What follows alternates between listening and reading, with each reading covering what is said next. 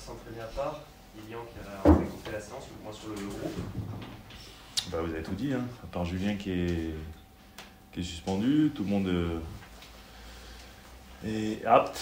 Maintenant, après, c'est vrai qu'on suit et Lilian et Pierre un peu plus attentivement parce qu'ils se ressentent de petits problèmes qu'ils ont eu sur le match de Rennes. Donc voilà, donc on fera un point. On a encore demain, on a pratiquement plus de 2 jours et demi, puisqu'on joue à 21h samedi soir. Donc on verra au fur et à mesure et on prend une décision au moment où il faudra les prendre.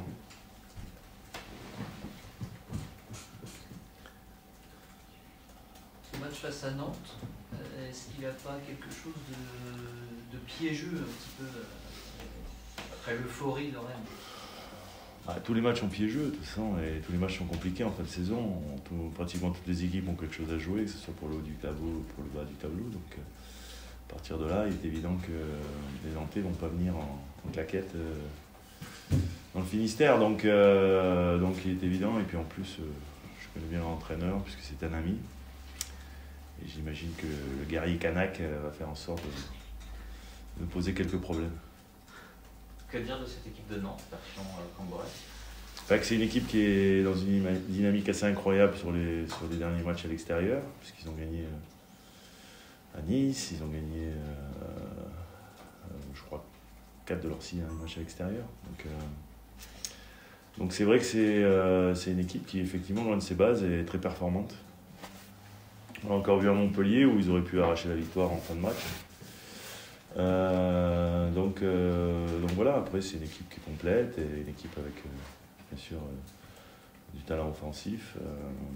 Mohamed que j'aime beaucoup, Ablin qui dans un rôle un peu hybride est en train aussi de faire une bonne fin de saison. Donc voilà.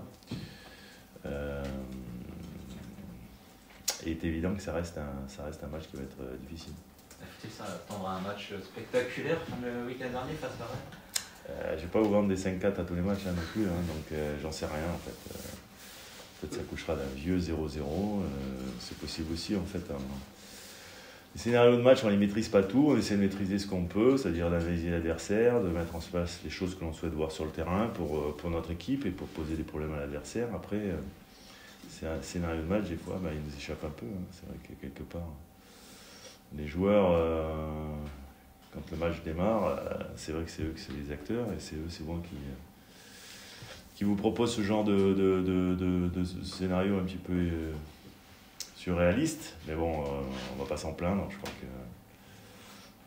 que pour le public et globalement pour le football en général, c'est bien d'avoir ce genre de match qu'on a vécu ces dernières semaines. Même s'il y a eu des matchs avec beaucoup de satisfaction et de joie comme le dernier, et puis après beaucoup de tristesse et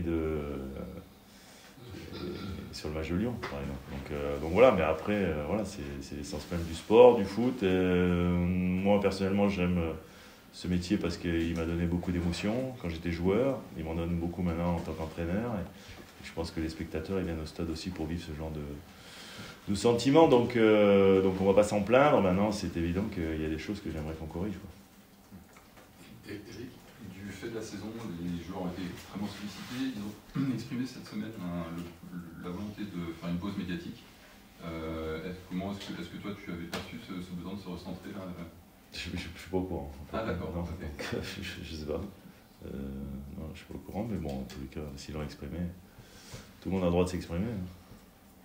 Non, il n'y a pas de problème, mais c'est juste, voilà, est-ce que toi aussi tu as le sentiment que du fait de toutes ces sollicitations, au moment où le groupe ait pu peut-être s'égarer un peu Ouais, enfin, je sais pas trop, mais il est évident que le traitement médiatique que l'on a, on l'a jamais vécu avant, je pense. Ce club l'a jamais vécu avant.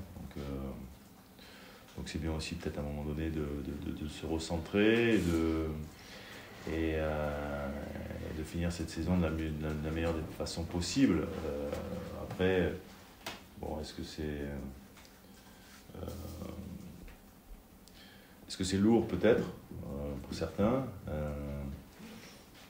Moi, je pars toujours du principe qu'il vaut mieux qu'on parle de toi que pas du tout, quoi. Donc cette année, on a fait en sorte par les résultats qu'effectivement on ait une exposition plus importante. Maintenant, On a un service de communication très élaboré, très professionnel, qui gère tout ça. Donc si ça a été décidé, c'est que c'était la bonne décision. Eric, l'UNFP il y a bientôt les trophées, il y a plusieurs membres du Stade Brestois qui sont nommés dans diverses catégories. Ouais. Selon toi, qui mérite d'être élu meilleur joueur, meilleur gardien et meilleur entraîneur cette saison de Ligue 1? Je sais pas du tout. Meilleur joueur, on sait très bien qui va être le meilleur joueur. Alors, Peut-être le meilleur buteur du championnat, je pense. Voilà, après, meilleur gardien. Moi, je dirais Bizot et Pierre Esmelo, les meilleurs joueurs, de toute façon, puisque je suis très corporate comme garçon.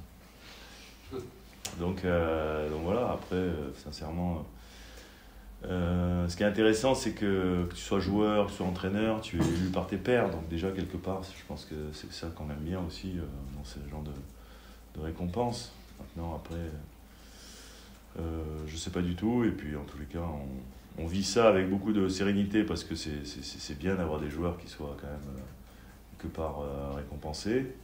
Il y en a qui ne le sont pas chez nous, mais qui auraient peut-être mérité aussi de l'être. Mais après, c'est comme ça. Et voilà, donc on verra ça tranquillement. C'est un petit peu loin. On a encore 2 matchs avant cet événement. tu sais déjà, est-ce que c'est déjà fait le vote? Est-ce que tu sais pour qui tu as voté en tant que meilleur entraîneur? Ah, moi je sais pour qui j'ai voté. Ouais. Ouais. Je ne vais pas vous le dire, mais je sais pour qui j'ai voté. Heureusement, en même temps. Je sais. Tu veux pas nous le... Non, Non, c'est pas possible non. de le dire? Bah non, parce que autrement, si tous les entraîneurs disent pour qui ils ont voté, à la fin, vous savez qui c'est qui a gagné. Donc il n'y a pas d'intérêt après d'aller au trophée. Non, mais j'ai rendu hommage à certains de mes confrères, justement, en votant pour les 3 entraîneurs que je pensais les plus méritants sur la saison. Toi, tu fais partie de la liste. Enfin, c'était attendu, mais est-ce que c'est... Ah, j'ai pas voté pour moi, on n'a pas le droit. Hein. Donc, est-ce que c'est quand même une fierté, même si c'était attendu, une forme de reconnaissance? Ouais, c'est toujours une fierté, hein. C'est comme je le dis, en plus d'être quelque part coopté un peu par ses collègues. Et puis surtout une fierté aussi par rapport à mon parcours. C'est quelque part, et puis en même temps, si je suis là aussi, c'est aussi, et il faut être aussi conscient, parce que c'est les joueurs qui ont eu des résultats sur le terrain. Donc voilà, c'est un staff, c'est un groupe, c'est quelque chose qui vient récompenser en fait un club dans cette globalité. Et ça, c'est plutôt bien. Steve Niel a encore été très bon le week-end dernier.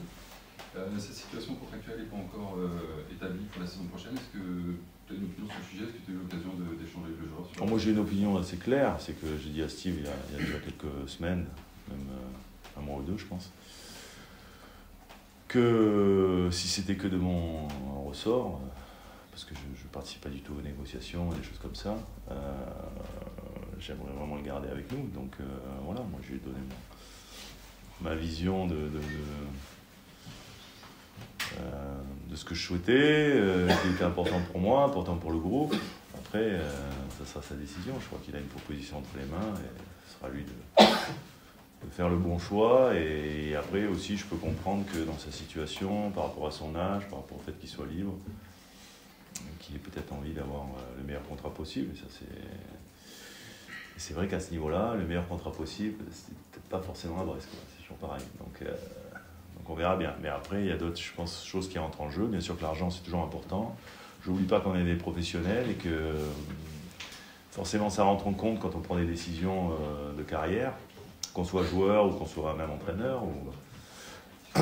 Mais bon, après, aussi notre fin de saison, peut-être qui fera pencher la balance le fait qu'il reste avec nous. Donc on verra. En tous les cas, il n'y a pas de souci par rapport à moi. Alors, cette question fait une petite Oui. question. C'est ma question.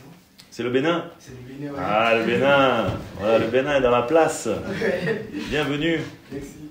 J'ai regardé un petit documentaire sur Steve Monnier et j'aimerais savoir un peu votre point de vue sur cet homme en tant que footballeur, mais en tant que personne aussi. Ouais, c'est important ce que tu dis, parce que c'est vrai qu'il y a le footballeur que tout le monde connaît, mais il y a aussi, je pense, effectivement l'homme. Et je pense que l'homme est vraiment un garçon, j'allais dire, avec une vraie personnalité, une personnalité qui est forcément fédérateur dans le vestiaire, et puis qui est aujourd'hui aussi toujours quelqu'un sur lequel on peut s'appuyer, que ce soit ses partenaires, et puis même nous, staff, entraîneurs. On sait qu'on a un rock avec lui, avec nous, et que quelque part, voilà, c'est aussi une référence importante pour nous, comme je dis, que ce soit dans le vestiaire ou sur le terrain. Donc je ne dissocie pas les deux, parce que je pense sincèrement que ces qualités d'homme se transmettent et se transfèrent sur ses qualités de joueur sur le terrain, et inversement. Donc voilà, je crois que Steve, il triche jamais. Il est comme il est, et ce qu'il dégage, que ce soit dans la vie ou sur le terrain, c'est toujours, en tous les cas, sincère et de ce qu'il est vraiment, quoi. Donc c'est quelqu'un qui ne se cache pas, qui prend ses responsabilités et qui, effectivement, est, je pense, un coéquipier modèle et le genre de joueur, quand on est entraîneur, que l'on aime avoir, tout simplement. Donc, à partir de là, vive le Bénin, vive Steve Mounier, et puis je sais que là-bas c'est une véritable star, donc voilà, c'est le capitaine, donc bravo à lui. Merci beaucoup. Eric, il y a eu une grosse euphorie en revenant de Rennes. Est-ce que dans ton quotidien, quand tu vas à la boulangerie, faire tes courses, tu ressens... pas de courses. Est-ce que tu ressens qu'il se passe un truc aussi en ville? Est-ce qu'on t'en parle beaucoup? Est-ce que tu sens que il suffit de venir à l'entraînement et de rester. En ce moment, c'est des vacances. Et de parler aux gens qui vous témoignent sans cesse. Alors, moi, je fais peu les courses, je fais peu la boulangerie parce que j'ai pratiquement tout ici. Mais il est évident que, ne serait-ce que quand j'ai pris le train pour rentrer après le match de Rennes, parce que j'allais sur Paris pour voir ma fille, notamment, que je n'avais pas vue depuis longtemps, j'ai croisé des supporters qui venaient de Paris, qui sont des supporters du Stade Brestois, et qui forcément te témoignent des choses qui sont très, très impactantes, parce qu'il y a beaucoup d'amour, il y a beaucoup de respect, il y a beaucoup de... Bon, déjà, les témoignages des ultras avec le tifo, puis après la chanson, tout ça, bon, c'est un peu nouveau pour moi. Moi, on m'a jamais fait de chanson, même quand je jouais dans les grands clubs, on m'a jamais fait un tifo. Donc forcément, on sort pas indemne de ce genre de témoignages, de ce genre de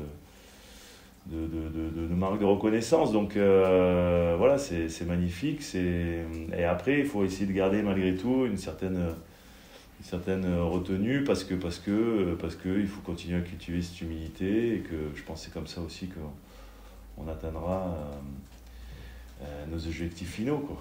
Donc voilà, donc c'est en même temps très agréable, et en même temps pas se laisser aller, pas croire que c'est arrivé, parce qu'au football tout va très vite. L'objectif ultime, c'est la Ligue des Champions. Comment tu vois ce duel à distance avec Lille? Le calendrier semble plus favorable pour Brest. Combien de points faudra-t-il selon toi pour être sûr d'être top 3? Bah sûr, 9 points. Mais bon, 9 points, c'est pas facile, hein. 3 matchs, déjà le premier il va être compliqué, et chaque match,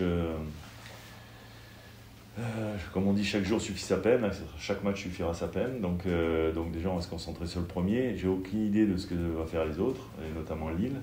Lille est capable de gagner 3 matchs aussi, même si d'après ton analyse, ils ont un calendrier plus compliqué, mais bon, ils ont aussi une très très bonne équipe, donc j'en sais rien en fait. Concentrons-nous sur nous, déjà, préparons ce match de Nantes pour essayer de le remporter, et puis après on verra l'état des lieux après ce match-là. Mais il est évident qu'aujourd'hui, par rapport au fait qu'on est déjà sécurisé au minimum une 5e place, il est évident que les joueurs ont envie de faire mieux. Donc forcément, d'être dans les 3. Il y a eu beaucoup d'euphorie après Rennes, que ce soit au stade là-bas ou au retour ici. Les joueurs ont eu un petit peu de repos depuis, mais est-ce qu'il vous a fallu resserrer la vis, leur rappeler quand même que la saison n'était pas finie Resserrer la vis, non. Je pense que c'est surtout eux qui se fixent, et bien sûr que nous, on a été moteur par rapport à ça, et dans la construction de la saison, dans le process un peu j'allais dire, d'y aller petit à petit, de remplir les objectifs les uns après les autres, pour après être où on est aujourd'hui. Mais aujourd'hui, ils sont vraiment dans le projet, dans le fait qu'ils ont envie d'aller au bout de cette année, et je ne pense pas qu'aujourd'hui il y a besoin de resserrer quelques vis que ce soit, et il n'y a pas besoin de faire dans la semaine une espèce de réunion de motivation, quoi, tu vois, parce que la motivation, elle vient d'elle-même, et je pense que les joueurs sont très motivés pour ce match de Nantes. Après, moi je le dis souvent, être concentré sur ce qu'on veut mettre en place, sur le match, être dans le présent, pas se projeter.